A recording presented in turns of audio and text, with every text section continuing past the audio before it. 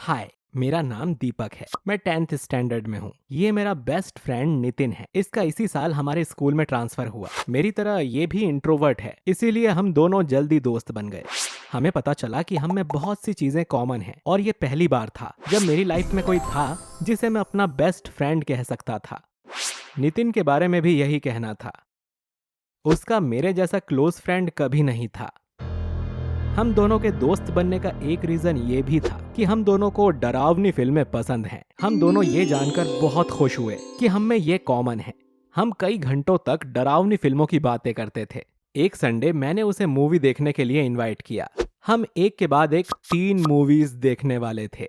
मेरे घर के पास एक बस स्टॉप है। मैंने कहा कि जब तुम बस में बैठोगे तो मुझे कॉल कर देना, मैं तुम्हारा वहीं पर वेट करूंगा। लेकिन नितिन ने कहा कि इसकी टेंशन मत लो, मैं तुम्हारा घर ढूंढ लूंगा। मेरे बहुत फोर्स करने पर भी वो नहीं चाहता था कि मैं उसका बस स्टॉप पर वेट करूं। मैं समझ नहीं पाया क्यों। मैं इसे बाद में समझा।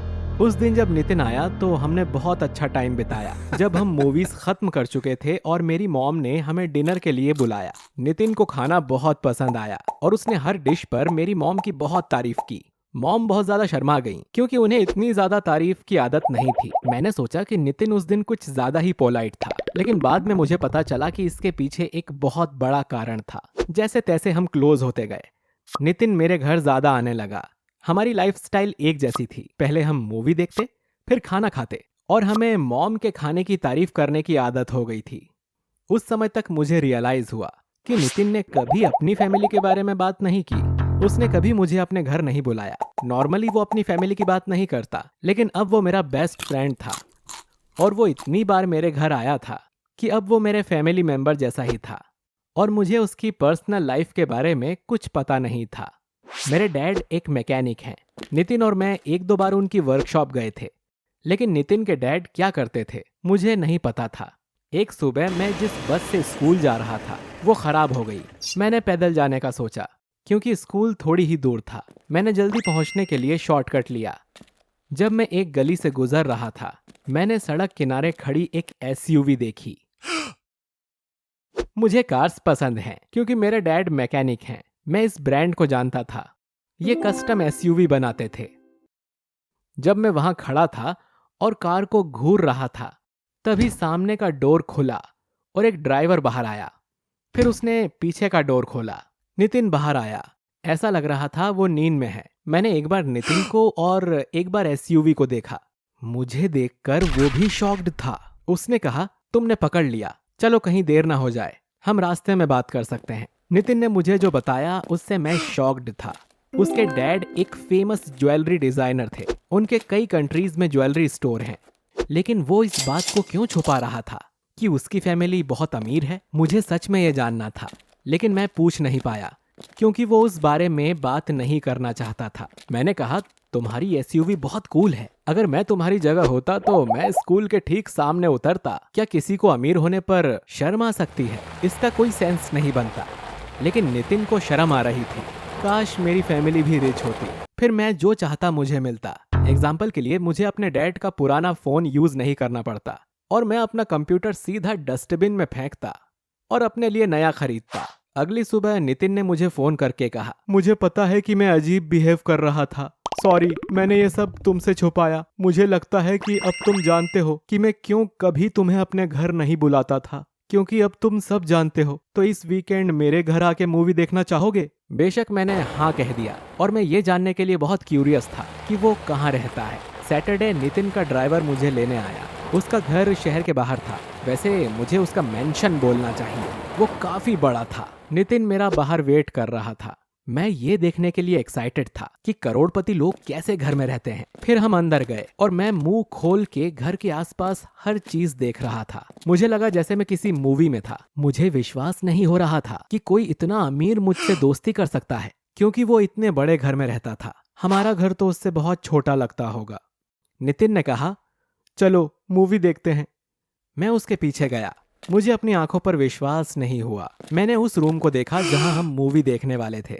वहां एक मूवी थिएटर था। जी हाँ, आपने सही सुना। नितिन के घर में एक बड़ी स्क्रीन वाला मूवी थिएटर था। मेरे घर हम मेरे कंप्यूटर पर मूवी देखते थे, पर मैंने इस बारे में सोचा तो मुझे शर्मिंदगी महसूस हुई। मूवी के बाद हम नितिन के रूम में गए। उसका सिर्फ रूम ही हमारे पूरे अपार्टमेंट से बड़ा था। नितिन ने पूछा, तुम क्या खाना चाहोगे? चलो कुछ ऑर्डर करते हैं। हमने कभी खाना ऑर्डर नहीं किया था, इसीलिए ज्यादातर हमें वही खाना पड़ता था जो मेरी मॉम बनाती थी। लेकिन नितिन तो जो चाहे वो खा सकता था। मुझे नितिन से इतनी जलन हुई कि मैं उसके साथ अपनी जगह बदलने के लिए कुछ भी कर सकता था। फिर नितिन के ड्राइवर ने मुझे घर वापस छोड़ दिया। जब हम घर जा रहे थे तब मेरे साथ कुछ हुआ। नितिन ने मुझे कभी अपने मॉम डैड से नहीं मिलवाया, शायद वो घर पर नहीं थे। लेकिन ये बहुत अजीब था कि नितिन ने कभी उनकी बात नहीं की। हम पूरे दिन साथ रहे, उसने एक बार भी मॉम या डैड वर्ड यूज नहीं किया। जब मैं अगली सुबह किचन में गया, मैंने देखा कि डैड काम पर नहीं गए थे। उन्होंने मुस्कुराते हुए मुझसे कहा, गुड मॉर्निंग, आओ बेटे साथ में ब्रेकफास्ट करते हैं। मैंने जवाब नहीं दिया। मैं उन पर गुस्सा था। वो ज्यादा पैसे क्यों नहीं कमा सकते? उन्होंने अपनी फैमिली को इतनी खराब हालत में क्यों रहने दिया? मैं अपने डैड पर इस बात से गुस्सा था कि अमीर लोग कैसे रहते हैं। पहले मैं सोचता था कि मुझे कोई फर्क नहीं पड़ता, लेकिन मैं अपसेट था। अब मैं नितिन के सामने खुद को छोटा फील कर रहा था।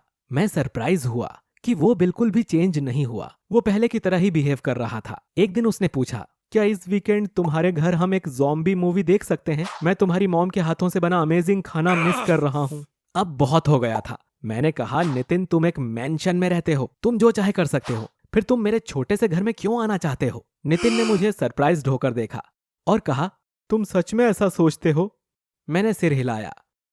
उसने कहा, तो इस वीकेंड मेरे घर आ जाओ। मैं सोच रहा हूँ मेरे बारे में कुछ चीजें हैं जो तुमको जानने की जरूरत है। मैं बहुत क्यूरियस था। जब मैं सैटरडे को उसके घर पहुंचा तो नितिन मुझे ऊपर ले गया। हम एक बड़े बेडरूम में गए। बिस्तर पर एक लेडी लेटी हुई थी। उन्हें ऑक्सीजन मास्क लगा हुआ था। वो बिल्कुल भी हिल नहीं रही थी और उनकी आंखें बंद थीं। नितिन ने उनके गाल पर एक किस किया और मेरी तरफ मुड़ा। मेरी मॉम से मिलो, वो 8 साल से कोमा में है। ये मशीन उन्हें जिंदा रखती है। मैं उनके उठने का 8 साल से वेट कर रहा हूँ, लेकिन अब मैं उम्मीद खोने लगा हूँ। मुझे ये सब सुनकर बहुत दुख हुआ। नितिन बोला, मैं खुशी खुशी वो सब दे दूंगा जो मुझे मेरी मॉम के हाथ का बना खाना खाने के लिए देना पड़े, पर ये पॉसिबल नहीं है। तुम्हारी मॉम की वजह से मुझे याद आया कि मॉम के प्यार से बना खाना खाना कैसा होता है, क्योंकि मैं पूरी तरह से भूल चुका था। नितिन की आंखों में आंसू आ गए।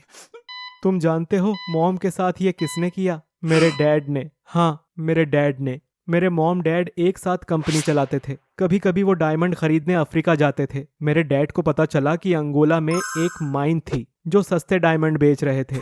मेरी मॉम वहां से डायमंड्स नहीं खरीदना चाहती थी। ये कंफर्म करने के लिए कि डायमंड्स अच्छी क्वालिटी के थे, उन्हें माइन में खुद जाना पड़ा। लेकिन क्योंकि सस्ते डायमंड्स बेचने वाली माइंस इलीगल थी, इसीलिए वहां कोई सेफ्टी मेजर्स भी नहीं थे। नीचे जाना बहुत खतरनाक था। मेरे डैड ने मेरी मॉम की बात नहीं मानी। जब वे माइन में गए तो एक एक्सीडेंट हुआ और मेरी मॉम कार्बन मोनोऑक्साइड के कांटेक्ट में आ गई। अनफॉर्चुनेटली तभी से मॉम कोमा में है। डैड बहुत कम घर आते हैं क्योंकि वो खुद को दोषी मानते हैं। जब वो यहाँ आते हैं तो मॉम के बेड के पास बैठते हैं और घंटों रोते हैं। स्टाफ ने मुझे ये बताया क्योंकि मैं उनसे बात नहीं करता। मेरा और उनका बस इतना कांटेक्ट है कि वो मेरे बर्थडे पर मुझे मैसेज भेजते हैं और मैं बिना देखे वो मैसेज डिलीट कर देता हूँ। जब उसने मुझे ये सब बताया तो मुझे समझ नहीं आया कि मैं क्या बोलूं। मैं उसके लिए बहुत दुखी था। अब मुझे समझ में आया उसे मेरे घर आना क्यों पसंद था। इतने टाइम बाद उसे एक फैमिली मिली थी। मैं इस बात से जल रहा था कि वो किसी भी रेस्टोरेंट से कुछ भी ऑर्डर करके खा सकता है, लेकिन असल में नितिन को रेस्टोरेंट से ज्यादा मॉम के हाथ का खाना पसंद था। हाँ, उसके डैड एक बिलेनियर थे, लेकिन वो एक दूसरे से बात भी नहीं करते थे। उन्होंने उसकी मॉम के साथ जो किया उसके लिए वो उन्हें माफ नहीं कर सका। नितिन ने उस दिन मेरी आंखें खोल दी और तब मैं समझा कि कुछ चीजें ऐसी भी हैं जिन्हें पैसे से नहीं खरीदा जा सकता। मैं बहुत लकी हूं कि मेरी एक हैप्पी फैमिली है। उस दिन से मेरा और नितिन का बॉन्ड और स्ट्रांग हो गया। मैं उसके घर कभी कभी ही जाता हूं, लेकिन वो वीक में कई दिन मेरे घर रुकता है। नितिन मेरा बेस्ट फ्रेंड था, पर अब मैं उसे अपना भाई मानता हूं।